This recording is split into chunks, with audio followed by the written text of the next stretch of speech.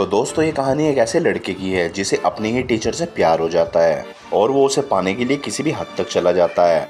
तो कहानी की शुरुआत लाना नाम की स्कूल टीचर को दिखाते हुए होती है, जो कि एक शादीशुदा औरत थी। उसके पास एक प्यार करने वाला पति था और एक बेटी थी जिसका नाम था जेसिका। हम देखते हैं कि लाना जिस स्कूल में पढ़ाती थी वहाँ पर बैनी नाम का एक हरामी लड़का भी पढ़ता था, जो कि पूरी क्लास के दौरान लाना की चूची आई देखता रहता था। अब ये देखकर लाना भी उसकी तरफ अट्रैक्ट हो जाती है, लेकिन वो उससे अपने खेत में मजदूरी नहीं कराना चाहती थी क्योंकि बैनी उसका सिर्फ एक स्टूडेंट था। वहीं बैनी बार बार मौका ढूंढता रहता था लाना के करीब आने का। वो लाना को गीला तो कर देता था, लेकिन लाना जैसे तैसे करके खुद पे कंट्रोल कर लेती थी। इसके बाद लाना से जितना हो सकता था वो बैनी से दूर जाने की कोशिश करती थी। फिर एक सुबह लाना क्लास में आकर सारे स्टूडेंट को एक टेस्ट पेपर बांटती है और उनको सारे रूल्स बताने के बाद पेपर लिखने के लिए कहती है। लेकिन थोड़ी देर बाद वो नोटिस करती है कि बैनी पेपर में कुछ नहीं लिख रहा और सिर्फ उसकी चूचिया घूरे जा रहा है। तभी लाना उसे इग्नोर कर देती है और दूसरी तरफ देखने लगती है। फिर क्लास के बाद लाना अपनी बेटी जेसिका को स्कूल से लेने जाती है। जेसिका यहाँ पर बताती है कि स्कूल एकदम बोरिंग है और मेरे साथ पढ़ने वाले सभी चूतिए हैं। आगे जब लाना अपनी बेटी को कार में बैठा रही थी तभी उसकी नज़र बैनी पर पड़ती है, जो वहाँ पर अपने कुत्ते को टहला रहा था। अब लाना भी कुछ देर तक बैनी को घूरती है, जिसके बाद वो अपने घर की तरफ निकल जाती है। अब अगले दिन लाना की एक स्टूडेंट लीसा वहाँ पर प्रेजेंटेशन दे रही थी। तभी लाना की नज़र दो लड़कियों पर पड़ती है जो कि अपने फ़ोन पर अश्लील फिल्में देखकर हंस रही थी। अब लाना उन्हें वार्निंग देती है और फ़ोन को अपने बैग में रख लेती है, लेकिन जब वे दोनों लड़कियां उसकी नहीं सुनती तो लाना उनका फ़ोन मांग लेती है और कहती है कि अब ये फ़ोन तुम क्लास के बाद ही लेना। लेकिन तभी वहाँ पर एक लड़की लाना को फटी फुद्दी कहकर बुलाती है, जिसको सुनकर पूरी क्लास लाना पर हंसने लगती है। अब ये सुनकर लाना गुस्सा हो जाती है और उस लड़की को क्लास में से निकाल देती है। फिर ब्रेक टाइम पर जब लाना कॉफ़ी पी रही थी तभी उसकी नज़र बैनी पर पड़ती है, जो कि एक लड़की को परेशान कर रहा था। बैनी उस लड़की का सारा सामान सड़क पर फैला देता है और जिसके बाद वो उसकी साइकिल को भी उठाकर फेंक देता है। आगे हम लाना को देखते हैं, जो कि स्टाफ रूम में अपनी एक दोस्त से बात कर रही थी। वो उसे बताती है कि बैनी एक बहुत ही अजीब लड़का है और वो सिर्फ हर वक्त मेरी चूचियाई देखता रहता है। मुझे समझ में नहीं आ रहा कि मैं उसका क्या करूं। तभी उसकी दोस्त कहती है कि तुम कुछ मत करो, बस उसके आगे घोड़ी बन जाओ, बाकी जो भी करना है वो उसी को करना है। लाना कहती है बेसड़ी की तुझे बोला किसने ज्ञान देने के लिए, जो करना है मैं खुद कर लूँगी। अगले दिन क्लास में लाना बैनी से कहती है कि मुझे तुमसे कुछ बात करनी है, जिसके बाद वो उसे एक खाली क्लासरूम में ले जाती है और बैठने के लिए कहती है। लाना उससे कहती है कि तुम्हें स्कूल कैसा लग रहा है, तुम्हें मज़ा आ रहा है या नहीं। बैनी कहता है कि हाँ, छोटी मोटी चूचियाँ देखकर ही काम चल जाता है। अब आप बताओ आप क्या चाहते हो मेरे से। लाना कहती है मुझे तो बस तुम्हारी चिंता है, तुम्हें क्लास की लड़कियों के साथ बुरा बर्ताव नहीं करना चाहिए। जिसके बाद वो उसके घुटने पर हाथ रखते हुए कहती है अगर तुम्हें कोई भी मदद की ज़रूरत हो तो बिना तुम झिझक मुझे बोल सकते हो। लेकिन तभी बैनी उसके हाथ की तरफ देखकर मुस्कुराने लगता है, तो लाना अपना हाथ हटा लेती है। बैनी कहता है मुझे तो नहीं लगता कि तुम मेरी मदद कर सकती हो। लाना कहती है कि मुझे तो तुम्हारे भविष्य की चिंता है, तुम तो पिछले टेस्ट में भी फेल हो गए थे और मुझे समझ में नहीं आ रहा कि तुम अपनी ज़िंदगी में क्या करोगे। अब लाना की ये बातें सुनकर बैनी हंसने लगता है और कहता है कि जाने मन ये सब फालतू की बातें छोड़ो और जल्दी से मेरे लिए घोड़ी बन जाओ। अब ये सुनकर लाना घबरा जाती है और मीटिंग का बहाना देकर वहाँ से चली जाती है, लेकिन जाने से पहले वो उसे कहती है कि तुम मेरी बातों पर गौर करना। अगली सुबह हम लाना को देखते हैं, जो कि जॉगिंग करके एक झील के किनारे पर रुक जाती है और अब यहाँ से सीन शिफ्ट होता है और हम क्लासरूम में देखते हैं जहाँ पर बैनी का बैग जमीन पर पड़ा हुआ था। तभी लाना वहाँ पर आती है और आसपास देखती है कोई उसे देख तो नहीं रहा।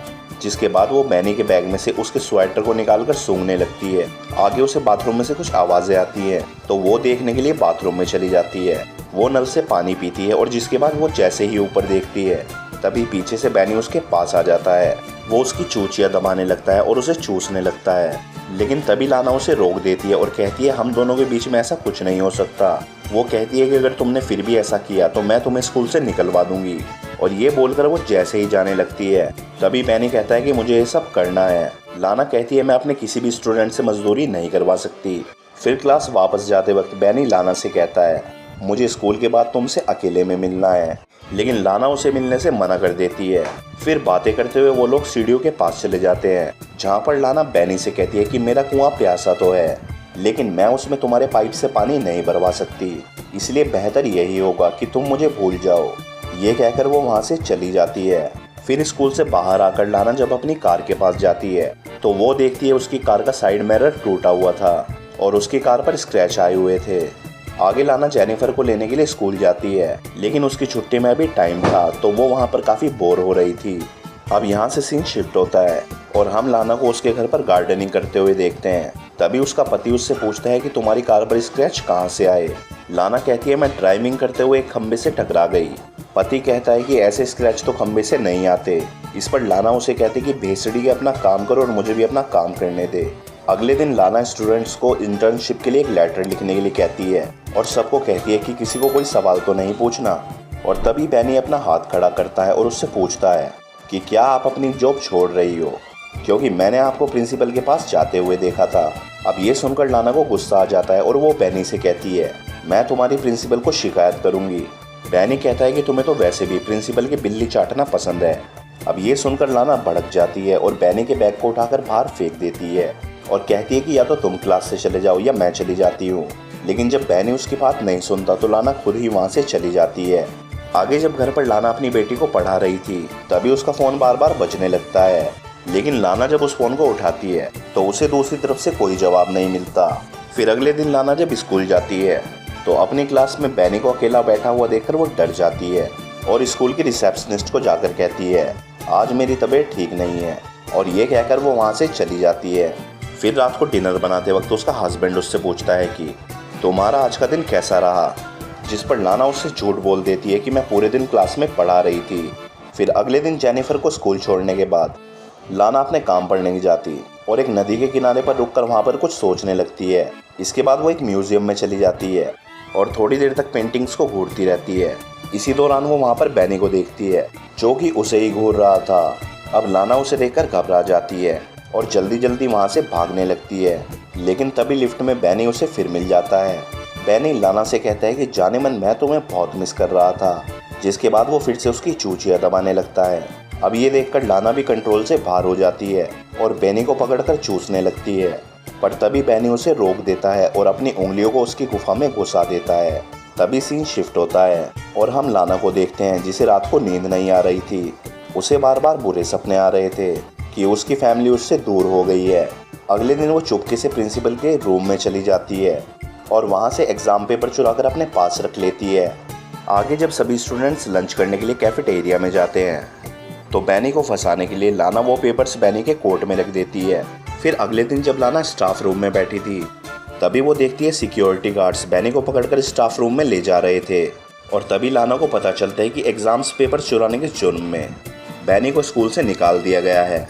लेकिन कुछ दिनों बाद हम देखते हैं कि बैनी के स्कूल से जाने के बाद लाना भी उसे मिस कर रही थी और वो उसके साथ बिताए गए पलों को याद करके गीली हो रही थी।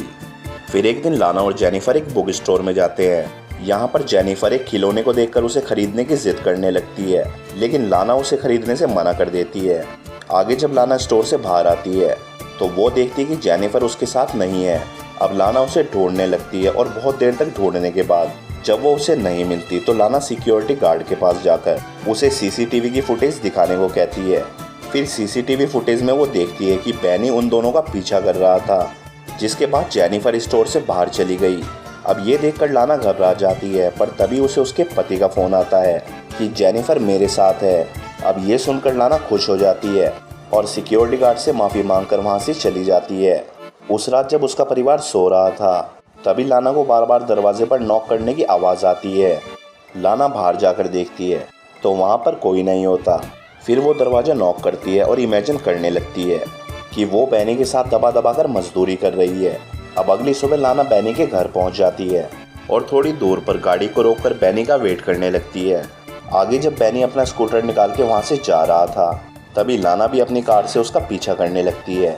पीछा करते करते लाना एक सुनसान जगह पर पहुंच जाती है और तभी वो अपनी कार की स्पीड को बढ़ा देती है, जिसके बाद वो अपनी कार से बैनी के स्कूटर को टक्कर मारती है और चुपचाप वहां से निकल जाती है।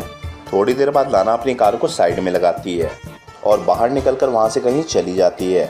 दोस्तों, यहाँ पर लाना बैनी से इतना ज़्यादा परेशान हो चुकी थी कि वो उससे पीछा छुड़ाने के लिए किसी भी हद तक जा सकती थी, यहाँ तक कि वो उसकी जान भी ले सकती थी, और लाना ने ऐसा किया भी। और दोस्तों, इसी के साथ ये कहानी यहीं पर ख़त्म हो जाती है।